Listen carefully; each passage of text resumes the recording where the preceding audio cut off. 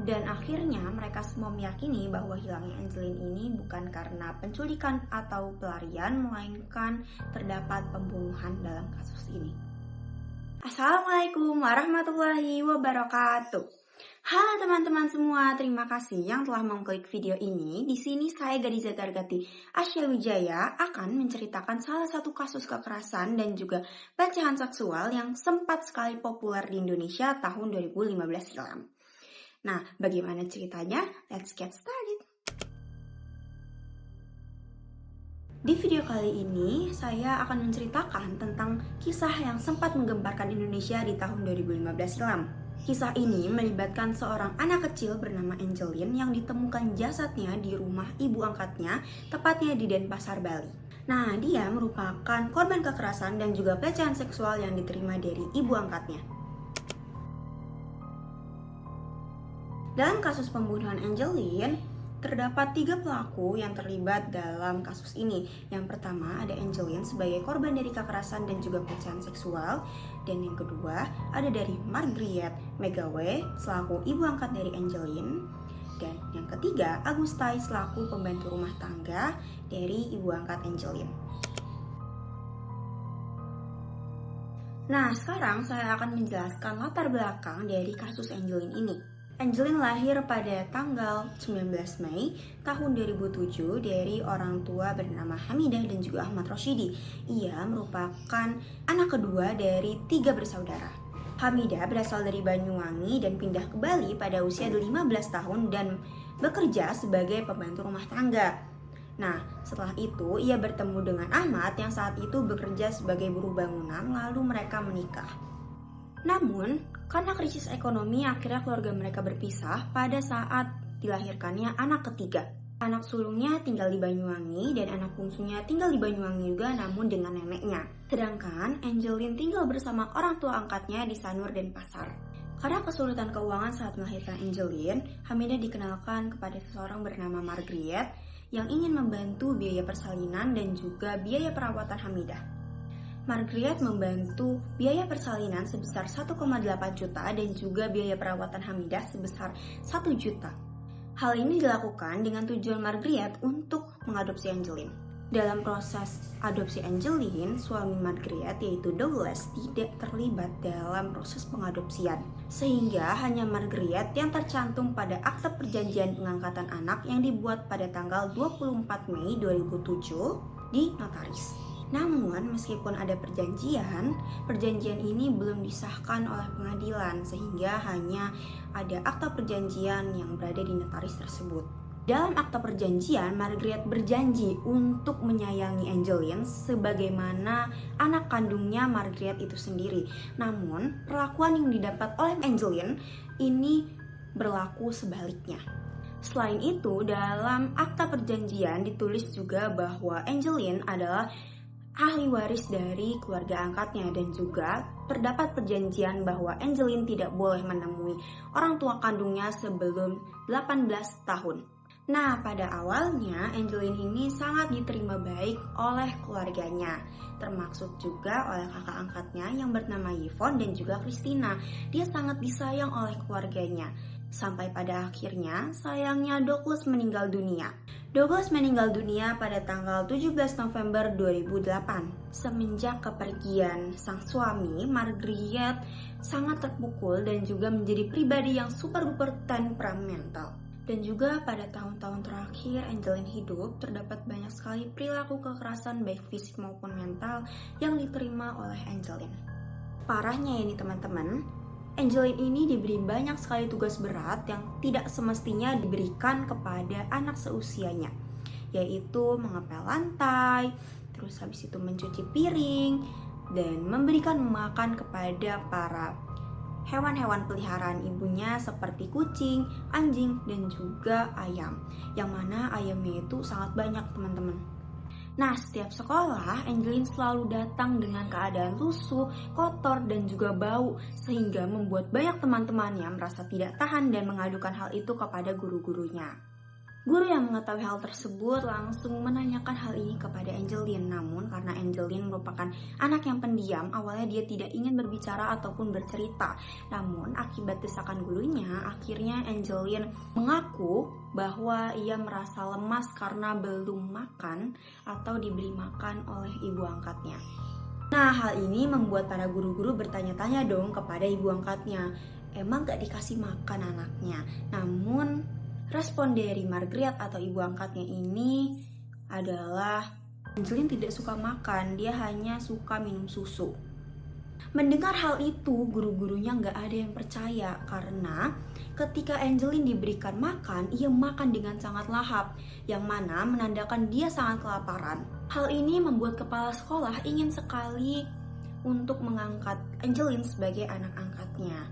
Namun hal itu ditolak mentah-mentah oleh Margaret. Bahkan saat mendengar Komnas Perlindungan Anak ingin mengambil alih hak asuh Angeline, Margaret marah dan mengancam ingin membunuh siapapun yang ingin mengambil Angeline.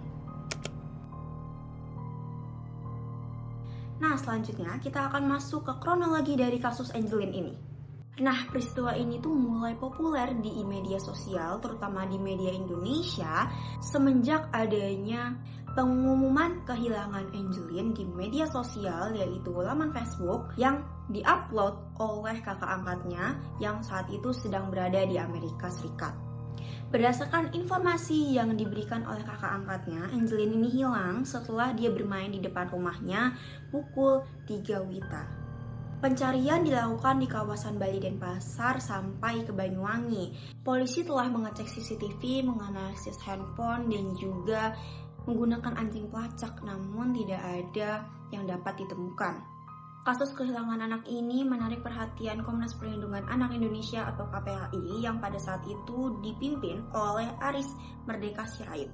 Selain KPAI, terdapat dua menteri yaitu Rudi Krisnandi, yaitu Menteri Pendayagunaan Aparatur Negara, dan Yohana Yembis sebagai Menteri Pemberdayaan Perempuan dan Perlindungan Anak yang juga datang ke rumah Margaret untuk melihat kondisi rumahnya.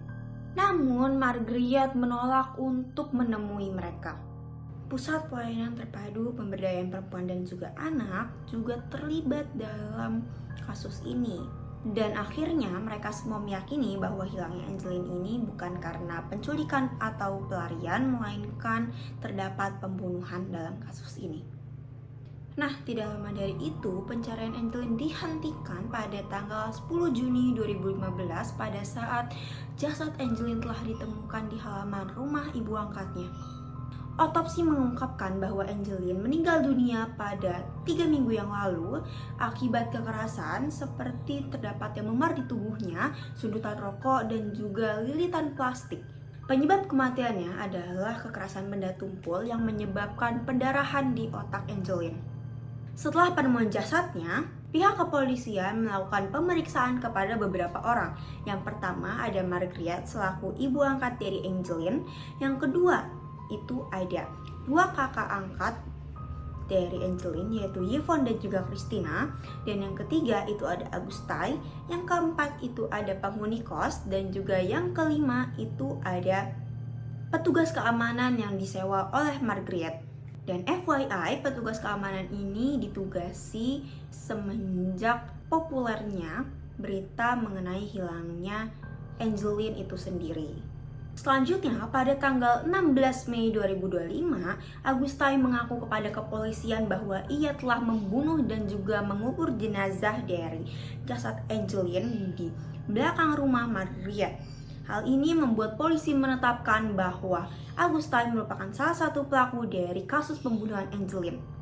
Dan pada 14 Juni 2015, kepolisian menetapkan bahwa Margaret juga sebagai pelaku penelantaran anak yang diketahui dari pengakuan Agustai bahwa ia membunuh Angeline karena perintah dari Margaret. Pada 28 Juni 2015, Margaret ditetapkan sebagai tersangka pembunuhan Angeline berdasarkan 3 bukti. Yang pertama itu ada pengakuan atau saksi dari Agustai, dan yang kedua bukti-bukti forensik, dan yang terakhir bukti dari olahan TKP. Margaret ini diduga sebagai otak perencanaan pembunuhan Angeline, sedangkan Augustai hanya mengikuti apa yang disuruh oleh Margaret. Pada 7 September 2015, berkas-berkas yang telah terkumpul, yaitu berkas-berkas kasus pembunuhan Angeline ini, diberikan kepada Kejaksaan Negeri Denpasar.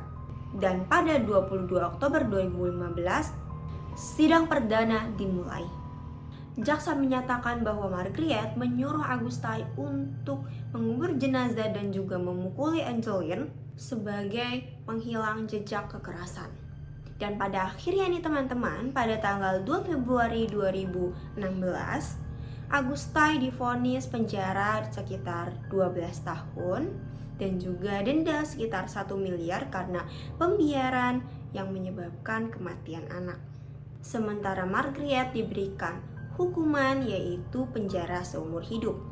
Banding dan kasasi sempat diajukan, namun hal itu ditolak oleh kejaksaan sehingga hukuman mereka tetap berlaku. Selanjutnya kita akan masuk ke upaya penyelesaian dalam kasus ini.